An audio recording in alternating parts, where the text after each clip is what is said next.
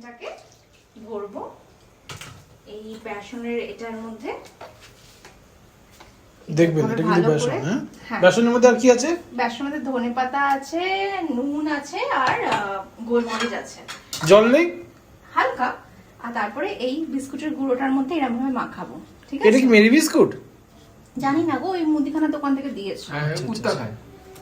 হ্যাঁ, তারপরে এটা এই গরম গরম তেলের মধ্যে দিয়ে দেবো। তেল এখনো গরম হয়নি দিদি, আপনি ভুল দিয়ে দিলেন। গরম হয়ে গেছে তো। আমি ঠিক হাত দিলেই প্যানে গরম হয়ে যাচ্ছে। ঘুরতে শুরু করে দিয়েছে। চিকেনটা করতে কেন হয়েছে? এই রাজারহাট থেকে। রাজারহাটের চিকেন দেখছেন তো, রাজারহাটের চিকেন দিয়ে কি সুন্দর মেরি বিস্কুটের গুঁড়ো দিয়ে। তেলটা কিন্তু একদম কাচ্চি গানি, পুরো ঝাঁজ আছে কিন্তু, দেখলে হবে। খরচা আছে। দেখুন বন্ধুরা কি সুন্দর, একদম একদম ক্রিস্পি কি সুন্দর। আপনি কি হাত দিয়ে পকোড়া তুলতে পারবেন তেল থেকে?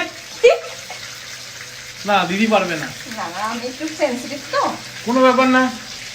দেখুন একদম ক্রিস্পি পকোড়া। ঠিক আছে? আপনারা তো অনেক কেএফসি খেয়েছে, এটা দেখুন এএফসি আইএমডিকার ফ্রাইড চিকেন।